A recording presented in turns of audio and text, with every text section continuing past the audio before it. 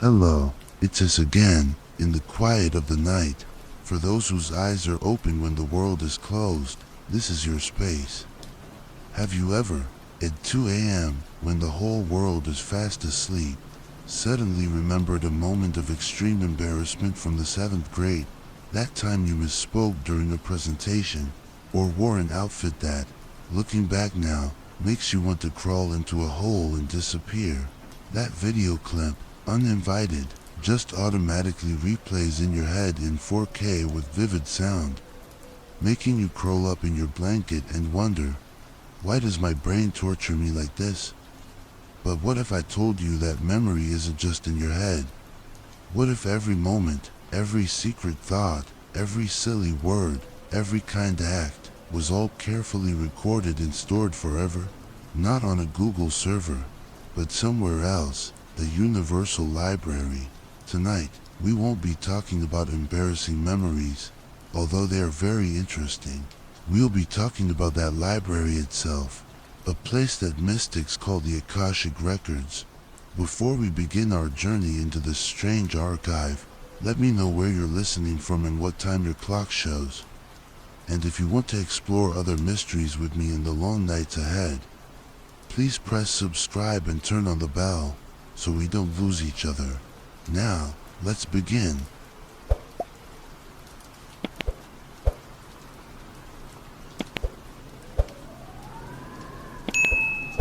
Part 1. A glitch in the Matrix and the cosmic Wi-Fi. Let's start with an idea that is both wild and seductive. Imagine that our universe is not just made of matter and energy. It is also enveloped by an invisible field of information, a vast network containing everything that has happened, is happening, and will happen. It's like a cosmic Wi-Fi network, always broadcasting 24/7, never losing connection.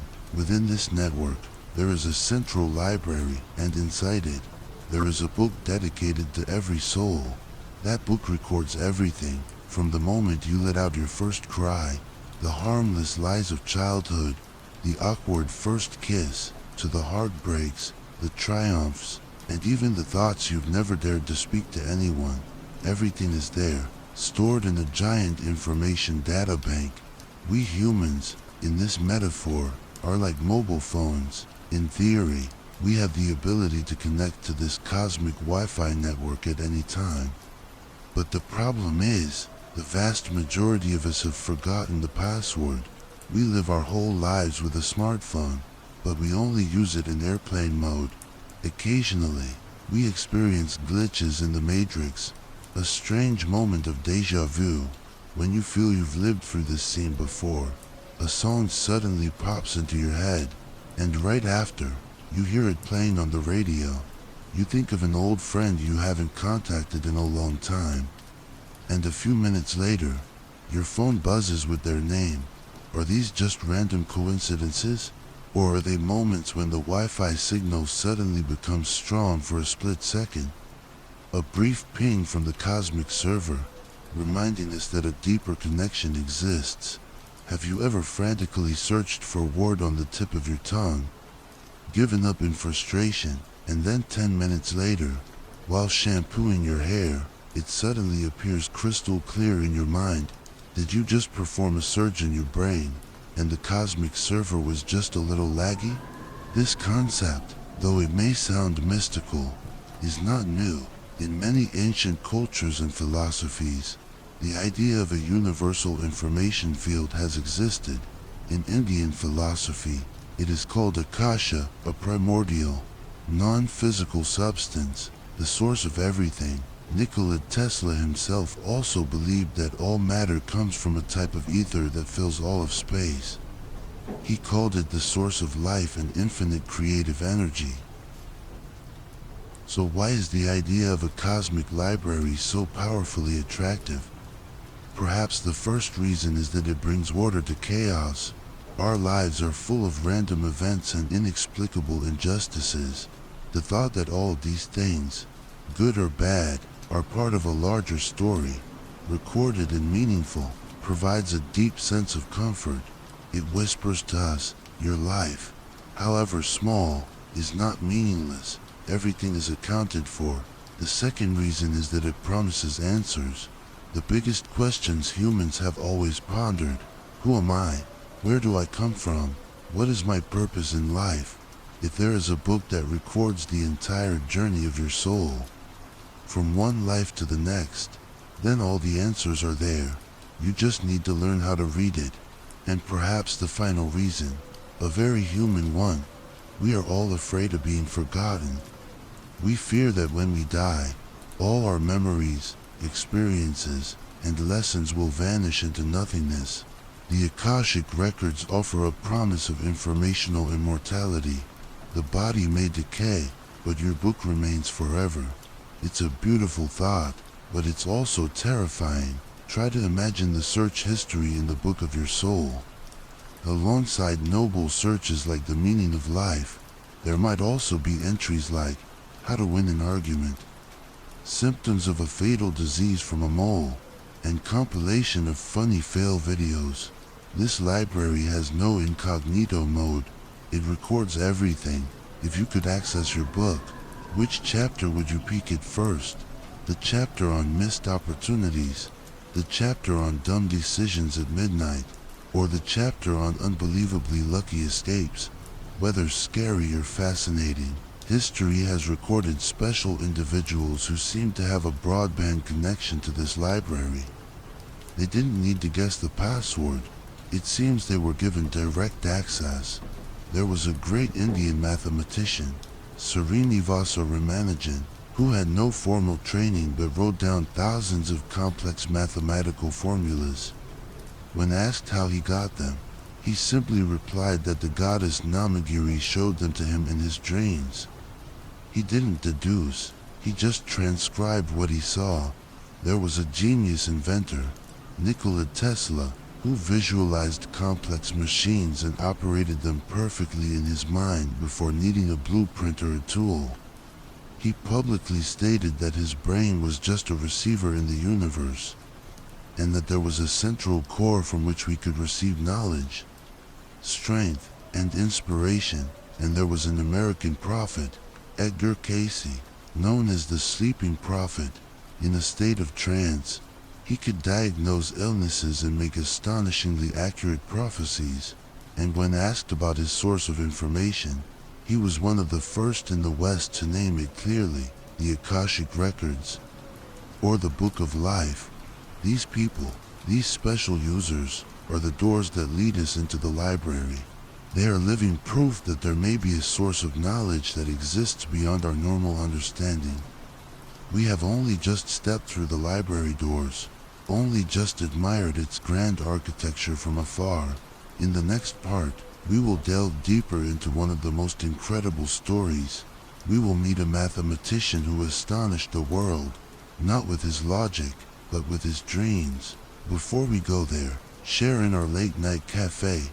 What is the strangest connection you've ever had? A dream, a premonition, or an unexplainable coincidence? Tell us about your glitch in the matrix.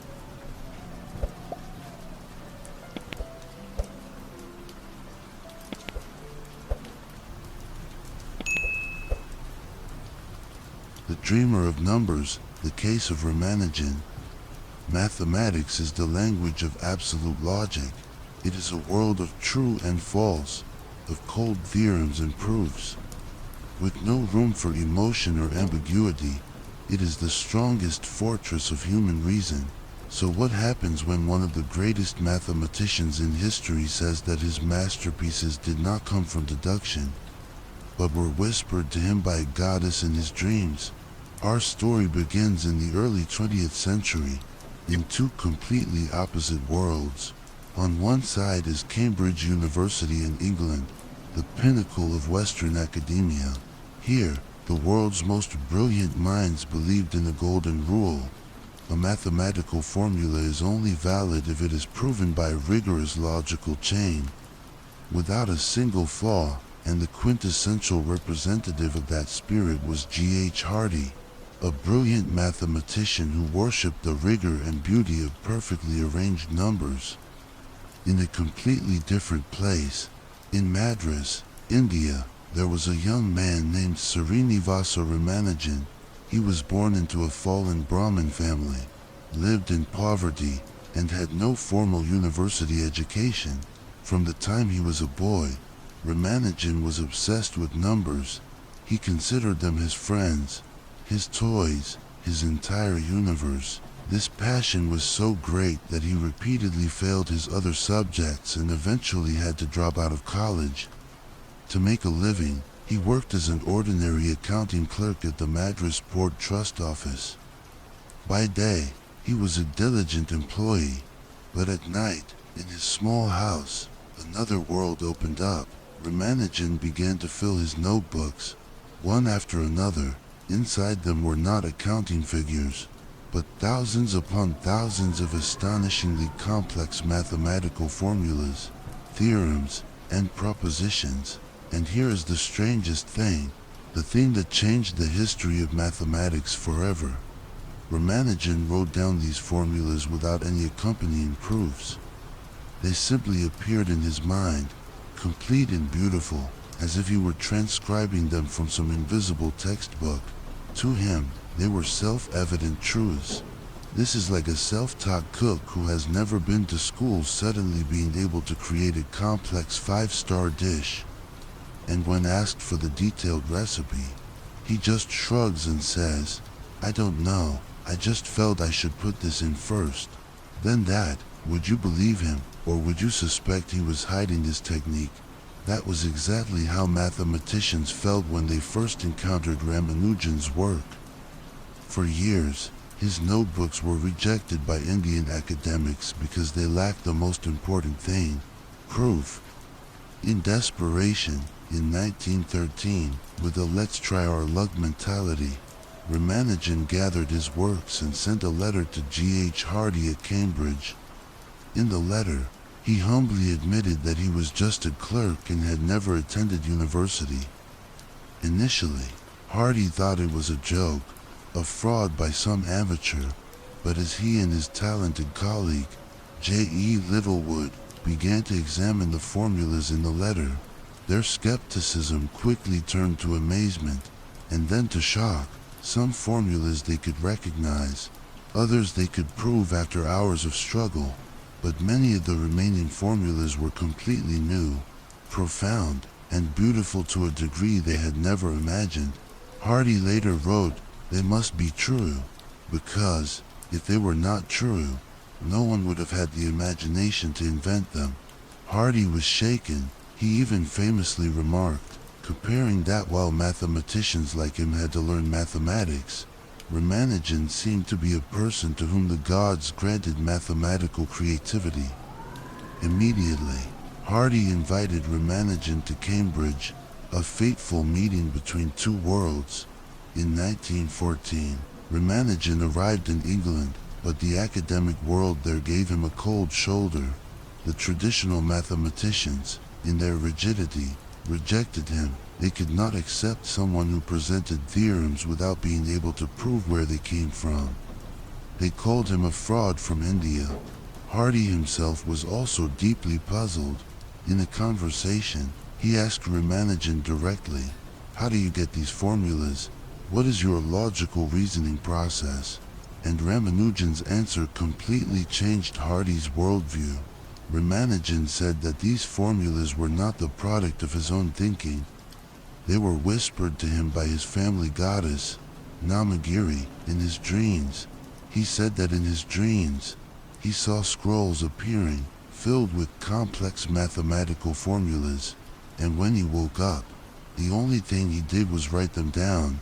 To an atheist scientist who worshipped logic like Hardy, this answer was almost an insult, but he could not deny the fact that the formulas were correct. He was faced with an inexplicable paradox, a non-logical source producing absolutely logical results. If we look at this story through the lens of the Akashic Records, an interesting hypothesis emerges. Perhaps Ramanujan had an innate connection to this cosmic database, but his brain, shaped by his culture and beliefs, did not decode that source of information in the form of abstract data or numbers. Instead, It interpreted the signal in a way he could understand, the image of a goddess bestowing blessings. The goddess Namagiri was perhaps the user interface that Ramanujan's mind created to interact with the Akashic Records. He didn't see a cloud storage folder. He saw a god. Convinced by Ramanujan's undeniable talent, Hardy advised him to try to write out proofs, not because the formulas were wrong, but because it was the only way for the mainstream academic world to recognize and preserve his legacy. Ramanujan, though not really understanding why it was necessary, agreed and began the difficult work, but tragedy struck. The cold, damp environment of England, combined with his strict vegetarian diet, ravaged Ramanujan's health. He contracted severe tuberculosis, yet, even on his sickbed, he never stopped doing math. In just 5 short years in England, he published 28 important scientific papers.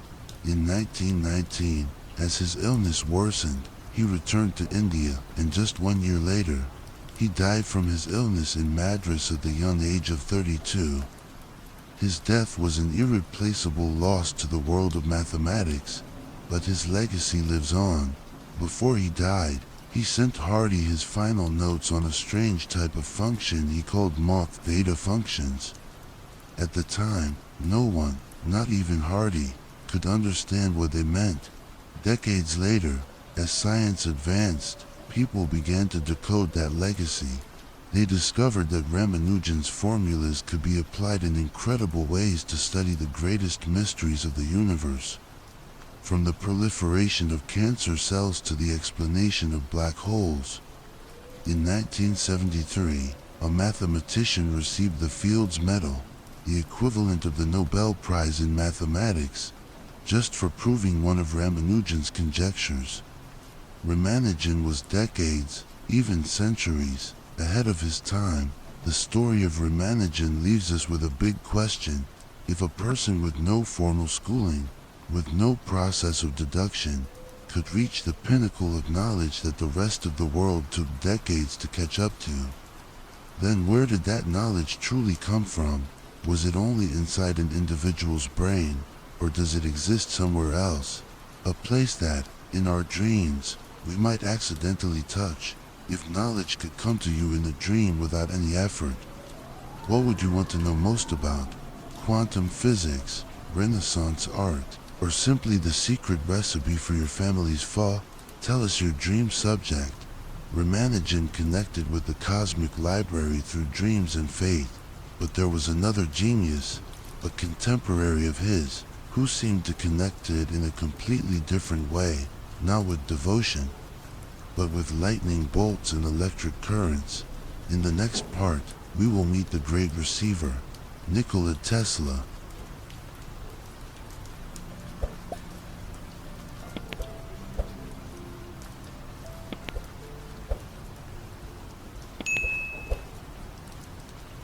The receiver of lightning, the case of Nikola Tesla. We are living in a world lit up and connected by the dreams of a single man, Nikola Tesla. The alternating current that powers your home, the radio waves that bring music to your ears, the remote control that sits on your table, all are sparks that flashed from an extraordinary mind. He was one of the greatest inventors, a giant who shaped the 20th century. But where did these world-changing ideas really come from? From a genius brain alone, or from an antenna made of flesh and bone, perfectly crafted to catch the frequencies of the universe that we cannot hear? To understand Tesla, we must understand his unique working method, a method that challenged all conventional scientific processes. While his rival, Thomas Edison, was a man of experimentation, of 1,000 trials and errors, Tesla was a man of pure visualization. He repeatedly and publicly spoke of his superhuman ability. He could build, operate, and dismantle the most complex machines entirely in his mind. Before he ever touched a blueprint or a tool, he would visualize an engine, run it in his head for weeks, check every point of wear, and refine every detail. all within the laboratory of his imagination, and when he actually started to build it, the machine worked perfectly on the first try, exactly like the image in his head. That wasn't deduction, it was a clear seeing, a vivid three-dimensional image appearing in his mind. Tesla visualizes a machine in his head and it works perfectly. I visualize myself going to the gym tomorrow morning, and the result is I oversleep for another hour. Clearly, our network cards have different quality. So where did this superhuman ability come from? If you asked Tesla himself, his answer would not be about intelligence, but about connection. In the book Mankind's Greatest Achievement, published in 1907, Tesla wrote a deeply philosophical passage. My brain is only a receiver in the universe. There is a core from which we obtain knowledge, strength, and inspiration. I have not penetrated into the secrets of this core, but I know that it exists. Let's pause for a moment to feel the weight of this statement. A scientist, an electrical engineer, a man who worked with the iron laws of physics, described his brain not as a factory for ideas, but as a receiver. He didn't believe he thought up these inventions. He believed he had received them from a universal core of knowledge. If Ramanujan was a devotee receiving messages from a goddess, then Tesla was an engineer catching signals from a cosmic transmitter.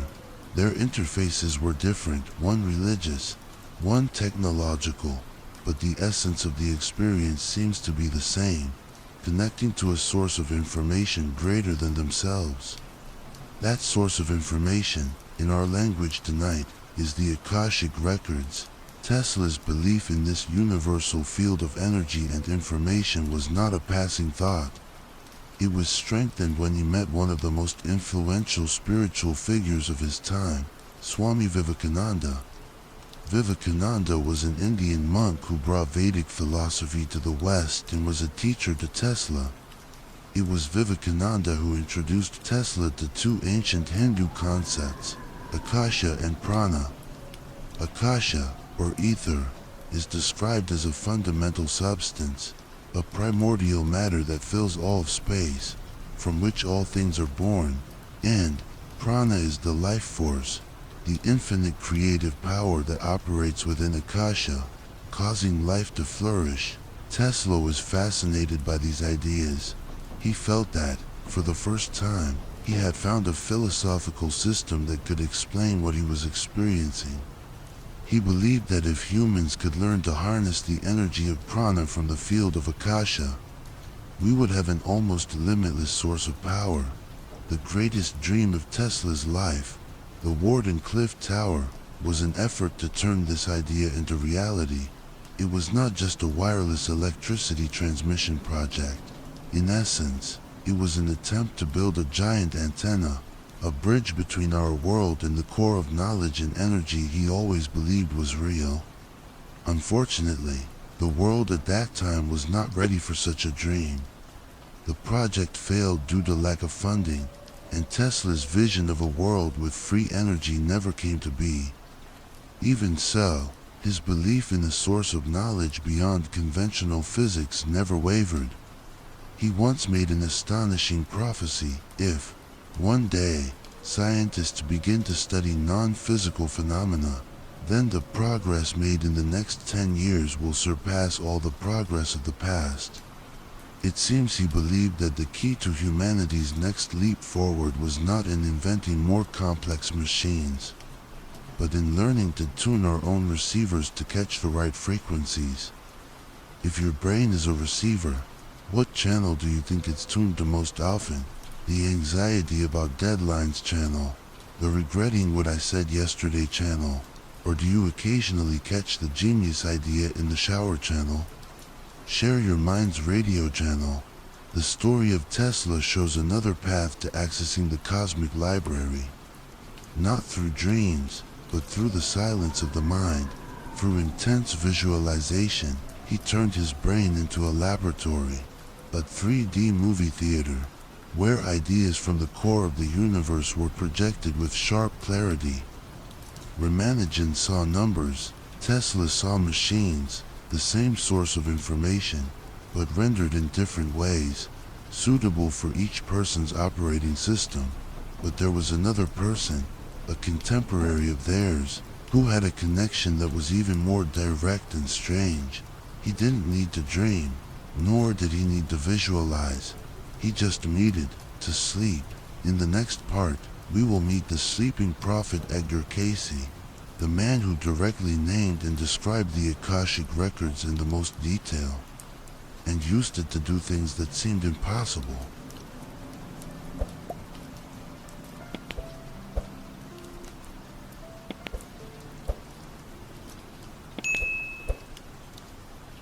The Sleeping Prophet, the case of Edgar Cayce. Would you trust a doctor who had never spent a single day in medical school? In fact, he hadn't even finished high school. What if he could diagnose your complex illness with astonishing accuracy, while fast asleep on a couch? This is not a work of fiction. This is the life of Edgar Cayce, one of the most famous and well-documented psychics in American history. Nicknamed the Sleeping Prophet, his story is the most direct and clearest door leading us into the concept of the Akashic Records. Edgar Cayce was born in 1877 in rural Kentucky, into a completely normal family. He was not a learned scholar. In fact, he only finished the 8th grade and had to go to work early to help his family. His first job was as a clerk in a bookstore. His life would have probably passed by uneventfully, if not for two events that changed everything. The first event was a strange ability he discovered as a child. Cayce found that if he napped on a book, when he woke up, he could remember its entire contents, even without having read a single word. That was the first sign that his sleep was not an ordinary state of rest, but a gateway to somewhere else. The second event occurred in 1899, when Cayce suddenly contracted a severe case of laryngitis, causing him to almost completely lose his voice. He saw doctors everywhere, but they were all helpless. Having lost his voice, he also lost his sales job and had to switch to being a photographer's assistant, a job that required less talking. In his desperation, he met a hypnotist named Ella Lane. Lane suggested a bold idea: let Cayce himself, in a state of hypnosis, diagnose his own illness. They tried it, and something miraculous happened. When he sank into a hypnotic sleep, Cayce was suddenly able to speak again in a completely normal, clear voice. But that wasn't the most amazing part. Cayce's sleeping body began to describe its own problem. It said that the illness was not due to a physical injury, but was a psychological issue causing a constriction of the vocal cords. It then ordered its own body to increase blood circulation to the throat area. The witnesses at the time watched in amazement as the skin on Cayce's neck and chest began to turn red and warm. After a few such treatments, the voice that Cayce had lost for almost a year was fully restored. That was March 31st, 1901, the day that Edgar Cayce realized he had an extraordinary ability, the ability to read the state of a body and find a cure while sleeping. News of his strange ability spread. A desperate couple came to him. Their 6-year-old daughter, Amy, had stopped developing mentally for 4 years after a bout of the flu. She had frequent convulsions and still didn't know how to call her parents. All the doctors said they could do nothing. With nothing left to lose, they invited Cayce to examine their daughter.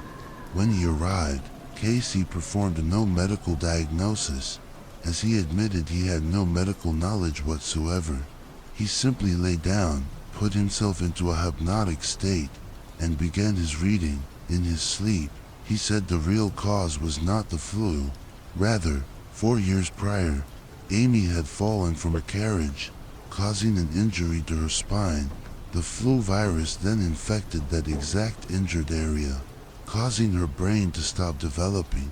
Amy's parents were stunned, recalling that their daughter had indeed had such a fall. Cayce then prescribed a treatment using osteopathic adjustments.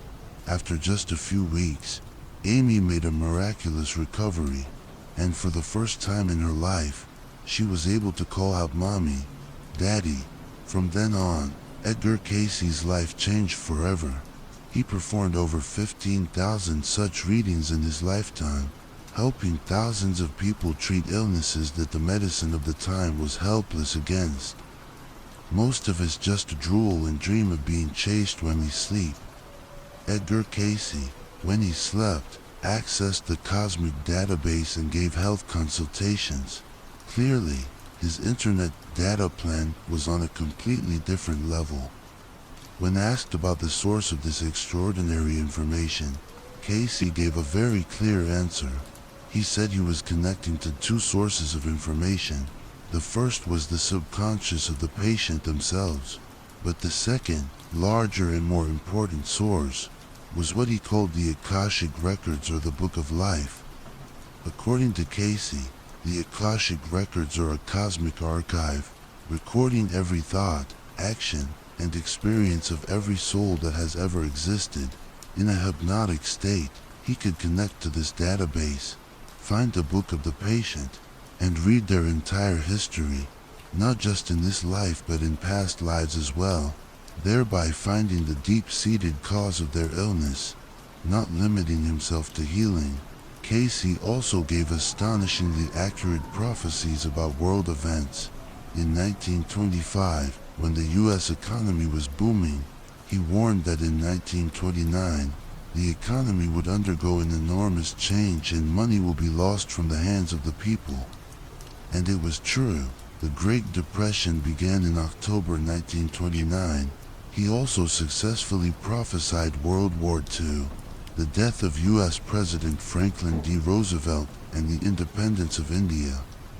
However, he also had predictions that have not come true, or perhaps the time has not yet come. He spoke of China one day becoming the cradle of Christianity as applied in the lives of men. He spoke of the rise of a new form of medicine based on balancing the body's and soul's energy systems. These prophecies, whether right or wrong, all show a vision that was beyond his time. The story of Edgar Cayce is the most clearly and detailed recorded case of a person claiming to have direct access to the Akashic Records. He was not a mathematician like Ramanujan, nor a scientist like Tesla. He was an ordinary man, with an extraordinary gift. He turned that gift into a mission of healing, a bridge between the visible world and the invisible archive of knowledge of the universe. If you could ask your own Akashic record one question while you were asleep, what would you ask? A question about your health, about past relationships, or about your life's purpose in this lifetime? Ramanujan, Tesla, Cayce, three people, three paths, but they all seem to lead to the same place. A library without walls, a book without pages. But if this library is real, and the password to access it is also real, then what is it? How can ordinary people like us, not geniuses, not prophets, connect it? In the final part of our journey, we will seek the answer to the most important question. What is the password to the cosmic library?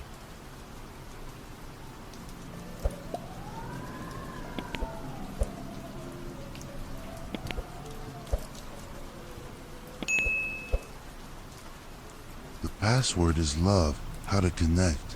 We have journeyed through the incredible stories of extraordinary people.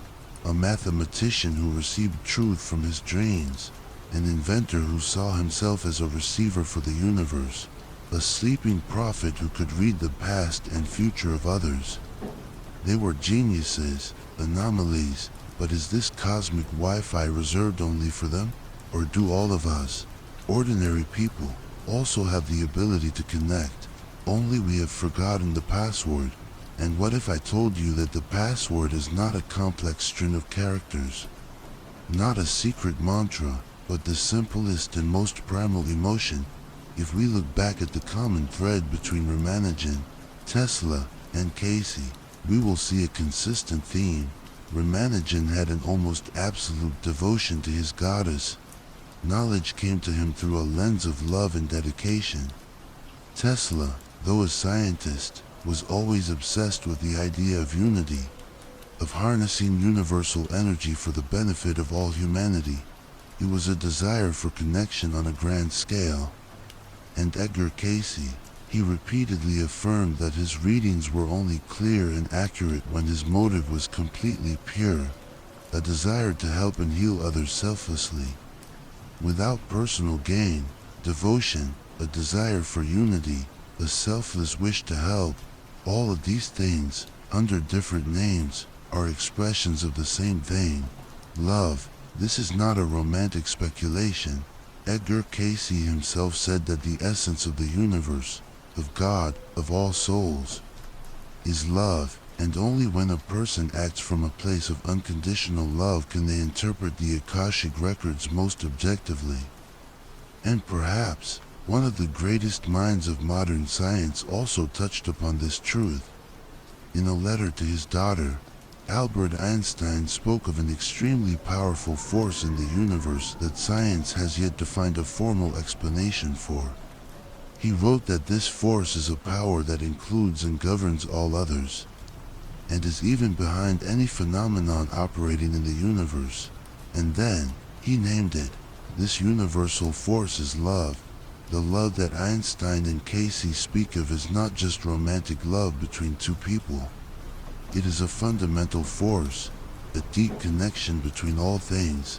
It is compassion, empathy, forgiveness, and the consciousness that we are all part of a unified whole.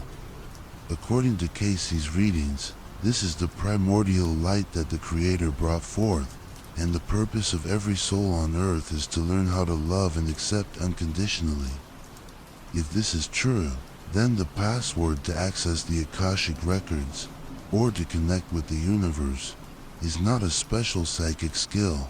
The password is our state of being, when we escape from the small ego with its worries, envy, and judgment, and act from a place of empathy and altruism. We are entering the right password. Our frequency begins to resonate with the frequency of the universe. Your home Wi-Fi password might be ABC12345 @ The universe's Wi-Fi password probably isn't that complicated. It might just be don't be a jerk and occasionally help others without posting it on Facebook. So how can an ordinary person like us enter this password in daily life? We don't need to become prophets or geniuses. We just need to practice very human actions. Practice stillness. We live in a world that is too noisy, both outside and inside. Notifications, status updates, endless worries. Taking just 10 minutes each day to sit still, do nothing, and just listen to your own breath is the first step to reducing the static and increasing your mind's ability to receive. Practice deep listening. The next time you talk to someone, try not just to hear their words, try to listen to the emotion behind those words. Temporarily set aside the need to judge, to give advice, or to tell your own story. Simply be present and listen. When you truly listen to another person, you are creating a space of love and acceptance. You are entering the password. Practice compassion. Start with yourself. Forgive yourself for your mistakes, for those embarrassing memories from the 7th grade. When you can treat yourself with kindness, it becomes easier to treat others with kindness. Compassion is an extremely powerful vibrational frequency. Pursue curiosity and pure joy. Ramanujan was obsessed with numbers. Tesla was fascinated by electricity. Their passion did not stem from a desire for money or fame, but from a childlike curiosity, a pure joy of discovery. What makes you curious? What makes you feel happy for no particular reason? Spend time on it. When you are in that state, you are connecting with the most authentic part of yourself, and that is also when you are most likely to catch new ideas and inspirations. The true meaning of the Akashic Records, perhaps, is not for us to know the future or discover the secrets of others. Perhaps it is simply a mirror, reflecting back to us that all knowledge, all power, and all love are already available within and around us. The journey is not to seek, but to remember how to connect. And so, our journey has come to an end. We started with glitches in the matrix, journeyed through the stories of extraordinary minds, and finally realized that perhaps the key is not in some faraway place. It lies in how we live, how we love, and how we listen to the silence. The Akashic Records, whether you believe they exist in another dimension or deep within your mind, teach us one important thing. Every life is a story worth recording, but the only person with the right to write the next chapter is you. Pick up the pen. Thank you for wandering through the library of ideas with me tonight. Before we part, let's turn the comment section into a place to share small actions. What small action will you take today to enter the password? A kind word to a stranger, forgiveness for an old mistake of your own, or simply truly listening to someone without judgment. Share your method of connection, and if you feel we are on the same frequency, if you want more companions on these long nights of contemplation, you know what to do. Like this video, subscribe to the channel, and turn on the notification bell so we don't miss each other on the next strange journeys at 2 a.m. Now, close your eyes, take a deep breath, and know that the universe within you is just as complex, magical, and incredible as the universe out there. Wishing you a peaceful sleep, peaceful sleep.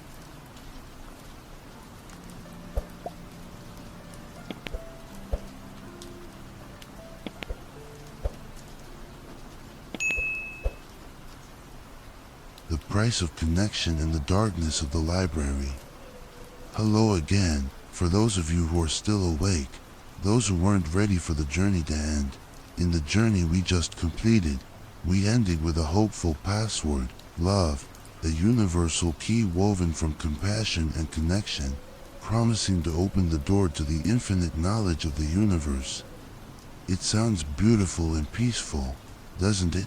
But tonight, with only us left, let's allow ourselves to ask a more difficult, a somewhat scarier question. What happens if your Wi-Fi signal is full of static?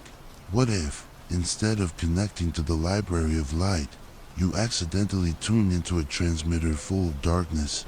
Because if the Akashic Records truly contain everything, every thought, every action, every emotion of all life since the dawn of time, then it doesn't just contain Beethoven's symphonies or Einstein's formulas. It must also contain the rage of wars, the pain of famines, the despair of broken hearts, and the darkest corners, the prejudices, the ugliest desires of humanity. It is not a library filled only with self-help books and love poems. It also has a section for horror stories, for tragedies, and for cursed books. So, is trying to connect to such a place really safe? Or is it an invitation to chaos? Signal interference, when the ego becomes the filter. The first and biggest problem when trying to catch the universe's signal is our own receiver.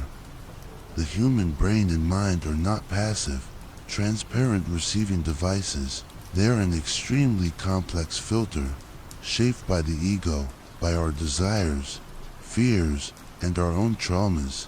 We don't just read information from the Akasha, we interpret it through our personal lens, and that lens is often blurred by the fingerprints of the ego. It's like trying to listen to a classic Mozart symphony, but someone is blasting loud Vinhouse music in the next room. The symphony is the pure information from the cosmic library. The loud, thumping bass of the Vinhouse track is your ego, with its worries about money, its frustrations at work, and the repeating question, is my ex watching my stories? That noise interferes with the signal. You might hear a few notes of the symphony, but it's distorted, mixed with the mundane sounds of your own life. This is the origin of the phenomenon of spiritual delusion or spiritual bypassing. This is when a person uses mystical ideas to avoid dealing with their own real-world psychological issues. A person might claim that the universe sent a message telling them to quit their job, but it's very possible that the message was just a rationalization for the fact that they really hate their boss and don't dare to confront the conflict. The signal might be real, a vague urge for change, but the interpretation of it as "I must quit my job immediately" is colored by the personal desire to escape an unpleasant situation. The ego is very subtle. It can cloak itself in the mantle of spirituality to justify impulsive decisions. It can turn a gut feeling into a prophecy, a coincidence into a sign from the universe. Edgar Cayce said that only a desire to help others, a completely selfless thought, could allow for an objective reading of the records. This shows that even he was aware that the ego is the biggest filter, the firewall that separates us from pure knowledge. Have you ever received a sign from the universe to do something, but looking back later, you realized it was actually just the voice of your own fear or desire cleverly disguised? Connection, therefore, is not just an outward act. It requires deep inner inquiry. Before trying to listen to the universe, perhaps we need to learn to listen to and recognize our own noise first. The cursed books, inherited trauma. The complexity doesn't just stop at the personal ego. The book of life that we are reading is not a blank page when we are born. It already has its first chapters, written by those who came before us. We often think we only inherit physical traits from our parents, like eye color or height, but modern science is gradually discovering a much more incredible truth. We can also inherit the pain, the traumas of our ancestors. An emerging field called epigenetics is showing that intense life experiences, like famine, war, or severe psychological trauma, can leave a chemical imprint on our DNA. These imprints do not change the genetic code itself, but they act like switches, able to turn on or turn off certain genes. And what's remarkable is that these switches can be passed down through generations. In other words, your great-grandmother's fear while fleeing a war might still be vibrating in your nervous system today, manifesting as a baseless anxiety. The experience of famine of your ancestors might be influencing how your body stores fat. Even though you live in a world of abundant food, this is intergenerational trauma. Through the lens of the Akashic Records, this is an incredibly powerful idea. It means your book doesn't just record your own story. You are carrying within you the unfinished chapters, the tear-stained passages of your entire lineage. This is the scientific version of the concept of family karma. This explains why we sometimes have fears or repeating behavioral patterns that seem to have no origin in our own experience. An intense fear of abandonment even though no one has ever left you. An unexplainable sense of guilt, of baseless anger. Maybe it's not yours. Maybe you are just rereading a cursed chapter that an ancestor wrote with their own life. Is there a fear or behavioral pattern in your life that you feel doesn't really belong to you? As if you are reliving an old story in which you are not the main character. Realizing this is both scary and liberating. Scary because it shows we are influenced by invisible forces beyond our control. But liberating because it allows us to look at that pain with compassion. Instead of self-blame, it's not your fault. You are just the heir to a complex library. And the good news is, as the current librarian, you have the right to decide how to rearrange those books. Frequency hygiene, methods of cleansing. So what do we do when our signal is interfered with by the ego and haunted by the old books of our ancestors? We can't throw them away, but we can learn to clean and sanitize our frequency. These are not exorcism rituals or high-level magic. These are psychological and spiritual methods that have been practiced for thousands of years. Ways to reduce the noise and wipe the lens of our own perception. 1. Meditation. turning down the house music. As mentioned, meditation is not about achieving some supernatural state. It is simply the practice of sitting still and observing the house track playing in your head without getting carried away by it. You observe the worries, the thoughts, the desires like clouds passing in the sky. By doing so, you are creating a distance between you and your thoughts. You are turning down the volume of the noise, and when the noise subsides, you have a chance to hear the more subtle sounds, the notes of the cosmic symphony. 2. Free writing, rereading your own books. If meditation is listening, then writing is a way to decode. Take a notebook and a pen, and simply write. Write everything that comes to mind without judgment, without correcting spelling. Write about dreams, fears, silly memories. This process is like going into your own library and starting to pull out old, dusty books to read.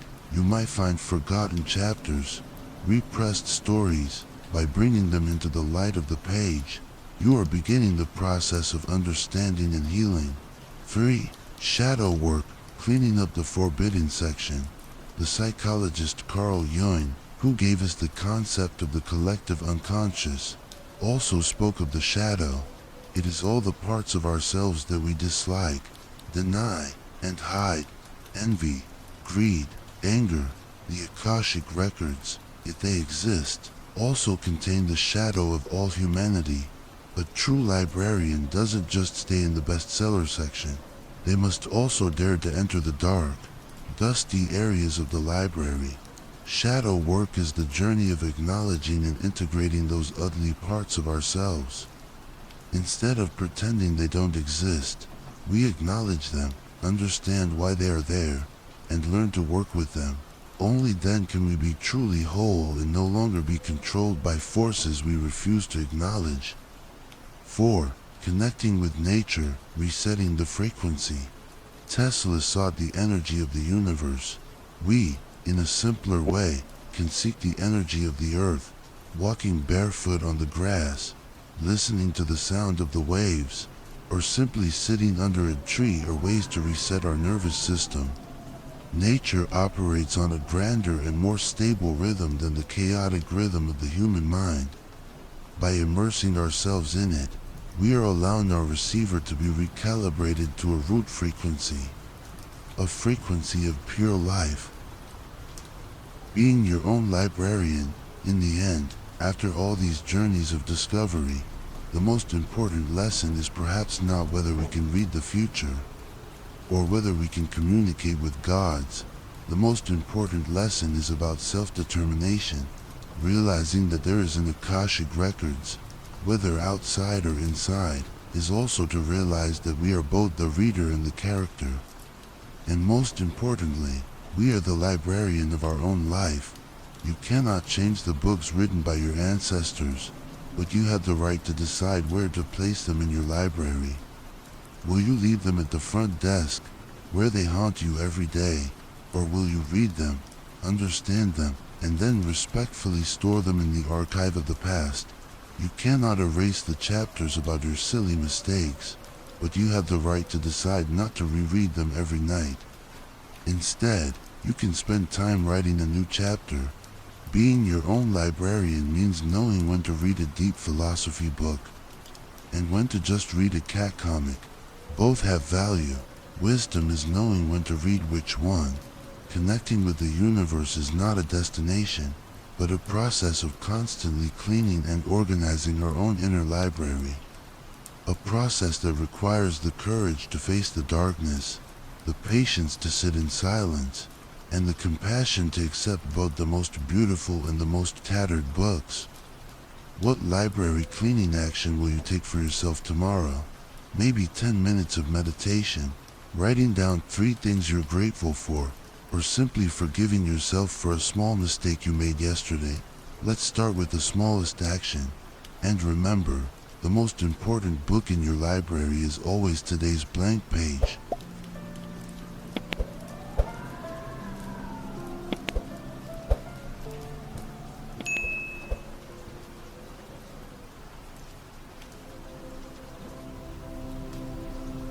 made it all the way here, thank you.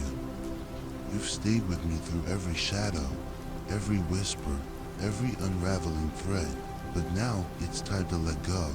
I prepared something special, a piece of music that won't ask anything from you. No twists, no words, just sound to cradle you gently into the kind of sleep that doesn't rush, doesn't forget, and doesn't need to explain itself. Close your eyes, let the silence begin where the story ends. Sweet dreams, traveler, you're safe now.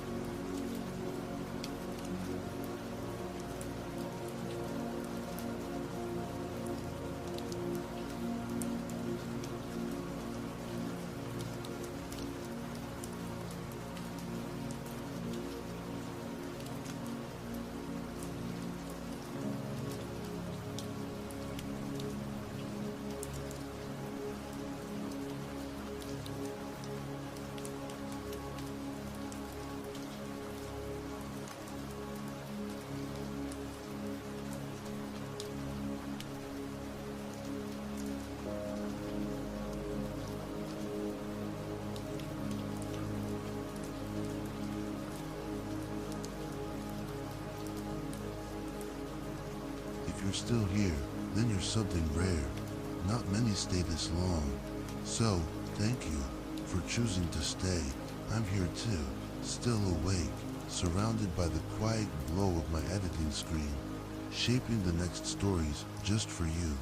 If there's anything you want to leave behind, a whisper, a suggestion, even just a symbol, drop it in the comments. Because maybe, tomorrow night, you'll hear yourself echoed in a story that's never been told before.